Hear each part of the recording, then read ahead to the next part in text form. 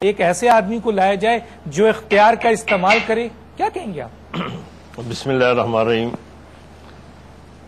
Doctor دانش صاحب، بنیادی جو مسئلہ ہے وہ سمجھنے کی ہے، اور وہ یہ ہے کہ ہمارے یہاں وزیر اعظم بہت آئے،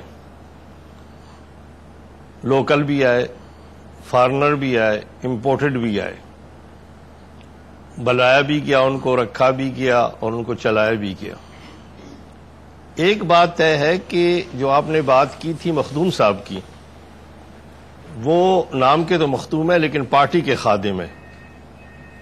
مجھے ہزار ان سے اختلاف ہو، لیکن ایک بات اس بندے میں ایسا ہے کہ اس نے اپنی وفاداریوں پہ آنچ نہیں آنے دی۔ لیکن یہ جو سیٹ اپ ہے، میں کئی بار عرض کر چکا ہوں کہ ابو ظبی میں ایک معاہدہ ہوا، اس معاہدے کے فریم ورک میں جناب یوسف رضا گیلانی نہیں تھے۔ اس معاہدے میں وزیر اعظم کے لیے دو نام تھے، ایک مخدوم امین فہیم اور اس کے بعد محترم بے نظیر بھٹو۔ صدارت میں زرداری صاحب کا نام نہیں تھا، وہاں مشرف تھا۔ جنہوں نے ڈیل کرائی انہوں نے اس سیٹ اپ کو سامنے رکھا۔ یہ ایک بات سمجھنے کی ہے، یوسف رضا گیلانی کی تقرری نہ پارٹی میں ہوئی، اس کی تقرری زرداری صاحب نے کی۔ آپ جو کہہ رہے ہیں کہ اس وقت ہر بندہ جانتا ہے کہ پارٹی کے حوالے سے گرفت کس کی ہے،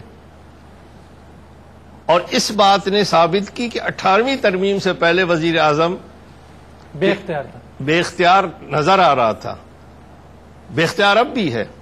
لیکن اس وقت آپ، میں یا کوئی اس پہ انگلی اس لیے نہیں اٹھاتے تھے کہ اختیارات اس کے پاس نہیں تھے۔ آج بولے، ہاں آج میں کہہ رہا ہوں کہ اختیارات کے ہونے کے بعد وہ کیوں بے اختیار ہے۔ وہ میری اس بات کی تصدیق ہو جاتی ہے کہ اگر مجھے اور آپ کو بٹھایا جائے اور وہ پروٹوکول بھی دیا جائے، لیکن ہماری گرفت نہیں ہوتی، جس طرح جناب ظفر اللہ جمالی کا نہیں تھا، جس طرح شوکت کا نہیں تھا، جس طرح ایک چلے کیلی چودھری شجاعت کا نہیں تھا، جس طرح معین قریشی کا نہیں تھا۔ اس لیے یہ بات سمجھنے کی ہے کہ پارٹی کے اندر جو صورتحال ہے، آج میں سمجھتا ہوں کہ یوسف رضا گیلانی کو نامزد کرنے والا زرداری صاحب ہے، اور میں آج بھی برملا کہتا ہوں، تالپور صاحب بیٹھے، اگر بالکل پارٹی کو حق دیا جاتا اپنی رائے دہی کا، یوسف رضا گیلانی کو منتخب نہیں کیا جاتا۔ جب پارٹی اسے منتخب نہیں کر سکتی تھی، اس پہ آپ کہیں گے، تو پھر اس کو زرداری صاحب نے منتخب کیا۔ اب دو باتیں ہیں، زرداری صاحب نے 18ویں ترمیم کے بعد تو اختیارات آئینی طور پہ منتقل کر دیے، لیکن اس میں جو بنیادی مسئلہ ہے وہ یہ ہے کہ پہلے وزیر اعظم کی ناکامی پارلیمنٹ کی ناکامی نہیں قرار پاتی تھی، 18 ترمیم کے بعد اب وزیر اعظم کی ناکامی کو پارلیمنٹ کے ناکامی سے منسلک کیا جا رہا ہے، جو تمہید آپ نے باندھی ہے۔ اس لیے میں سمجھتا ہوں کہ اگر وزیر اعظم ناکام ہوتا ہے جس طرح ہے، تو پھر اس کی ناکامی پارلیمنٹ کی طرف جاتی ہے۔ لیکن اس کی جو وجوہات ہیں وہ اگر مجھے آپ عرض کرنے دیں، وہ یہ ہے کہ جو ہی 18ویں ترمیم پاس ہوئی تو پارٹی کے حوالے سے پہلے بھی وزیر اعظم کی کوئی صحیح نہیں تھی، کیونکہ وہ پیپلز پارٹی کا نہیں رہا پہلے سے۔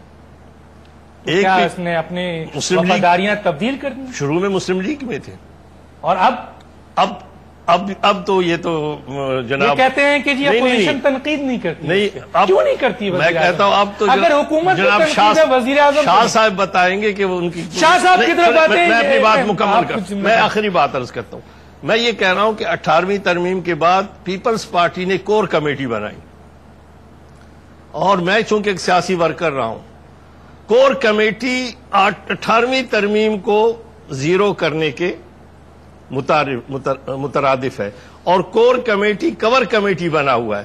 کور کمیٹی کے بننے کے بعد اسی جگہ پہ آ کر یوسف رضا گیلانی کھڑے ہو گئے جہاں میں وہ موجود تھے۔ میں اس پہ بات کروں گا، ظفر علی شاہ صاحب کی طرف آؤں گا، لیکن کیونکہ بریک کا وقت ہو رہا ہے، میں یہ بات کہتے ہوئے بریک پہ جا رہا ہوں کہ اگر حکومت ناکام ہے اور با اختیار وزیر اعظم how to use your position اگر اپنا کام نہیں کر رہا ہے، تو پھر کیا حکومت کو تبدیل کیا جائے، صدر کو تبدیل کیا جائے؟ کیوں نہ وزیر اعظم کو تبدیل کیا جائے، ایک ایسے وزیر اعظم کو لایا جائے جو اپنی وزارت کا صحیح استعمال کر سکے، اور اپوزیشن کیوں نہیں हुकूमत पे तनकीद करती है लेकिन लीडर ऑफ द हुकूमत पे तनकीद नहीं करती है, ये एक सवाल उठा है, ये पूछेंगे जफर अली शाह से। एक छोटे से ब्रेक पे वापस आते हैं।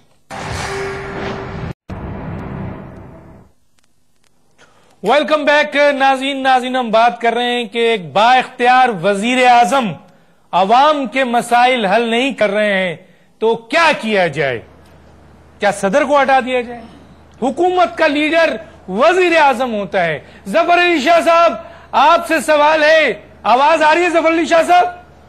आवाज आ रही है डॉक्टर साहब, बिल्कुल आ रही है। आप बताइए, यहां जो डिस्कशन हुआ है, सवाल ये पहुंचा है कि एक बाइख्तियार वजीर आजम इस मुल्क के अवाम के मसाइल, अदारों के मसाइल इंप्लीमेंट नहीं कर पा रहा है, क्या कहेंगे आप? देखें डॉक्टर साहब, आपको बखूबी इल्म है कि पाकिस्तान में पार्लिमानी निजाम है।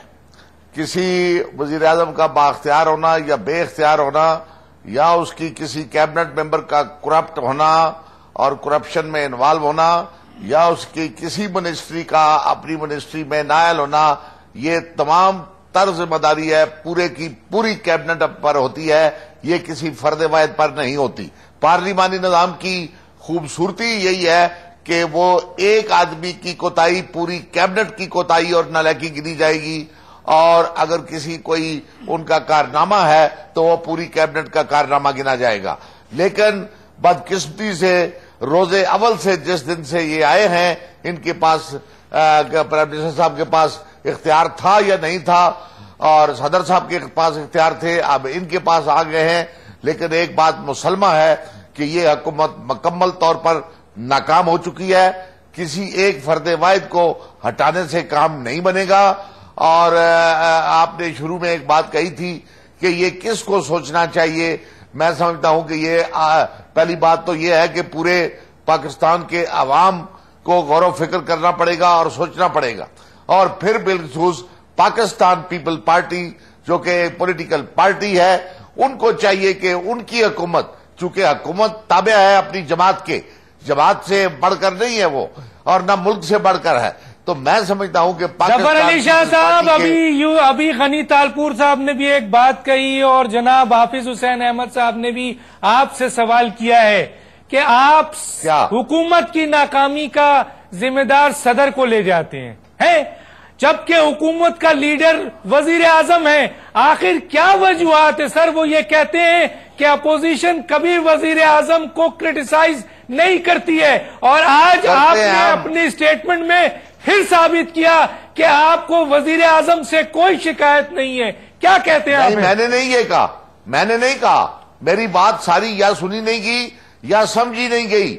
मैं बचा नहीं रहा और ना ही मैं ये कह रहा हूं कि मैं उन पर तनकीद नहीं कर रहा। मैं तो आपको पार्लिमानी निजाम की एबीसी बता रहा हूं कि पार्लिमानी निजाम में प्राइम मिनिस्टर साहब अगर बेख्तियार हैं, अगर वो फेल हो गए हैं, और जो कि यकीनी फेल हो गए हैं, तो वो तमाम तर जिम्मेदारी जो आप फरमा रहे थे ना कि किसी एक शख्स को हटाया जाए, मैं कहता हूं कि पूरे की पूरी हुकूमत फ्लॉप हो गई है, कोलैप्स हो गई है, पूरे की पूरी हुकूमत को हट जाना चाहिए। मैं तो ये कह रहा हूं पूरी हुकूमत को हटना चाहिए। गनी साहब तालब वो तो कहते हैं कि वजीर आजम को नहीं, पूरी हुकूमत जो है फ्लॉप है, करप्ट है, क्या कहेंगे आप? मैं कहूंगा शाह साहब, पार्लिमानी निजाम की यही बात है। शाह साहब का पहले तो मैं शुक्रिया अदा करूंगा, वजीर आजम साहब को भी अनअपोज इन्होंने लाया है। हमारा तो था जरूर, मगर जिस दिन से हम आए हैं उस दिन से हम तो बड़े अच्छे थे, लाए हैं। हाँ लेकिन अगर एक आदमी काम नहीं कर रहा है, बात तो सुने, सब सारे मिलके आए हैं। आज कहते हैं हुकूमत नाकाम है। नाकामी का एक कोई सबब तो बताएं कि कौन सी ऐसी चीज है जिसमें हुकूमत नाकाम गई है? क्या ऐसी चीजें हुकूमत मेरी बात रुके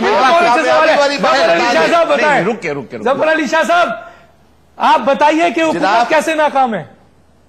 मैं कहता हूं कि हुकूमत कामयाब कैसे है, ये बताएं। कोई अपनी कामयाबी, मैं शाह साहब को ये कहता हूं हुकूमत कामयाब इस तरीके से, हमें पहले तो पाकिस्तान के फ्लैग का ख्याल करना था, जहां से पाकिस्तान का फ्लैग उतर रहा था, लोग चीखे मार रहे थे, लोग ये भी मर रहे हैं, बिल्कुल बेरोजगारी है, महंगाई है, अंधेरे हैं, कौन सी हुकूमत की बात कर रहे हैं आप? पूरे मुल्क में देखें, इंटरनेशनली देखें कि हालात किस तरह के हैं। पाकिस्तान तो मुझे इंटरनेशनल मुकाबले में जन्नत बनी हुई है, ये भी मैं आपको बात कर रहा हूं। मैं तो अपने मुल्क की हुकूमत की बात कर रहा हूं और उनकी नाकामियों की बात कर रहा हूं। देखें, पंजाब में आपकी भी हुकूमत है, آپ کی حکومت کامیاب ہے یا ٹھیک ہے۔ ناکام ہے پنجاب میں؟ میں کمپیریٹیولی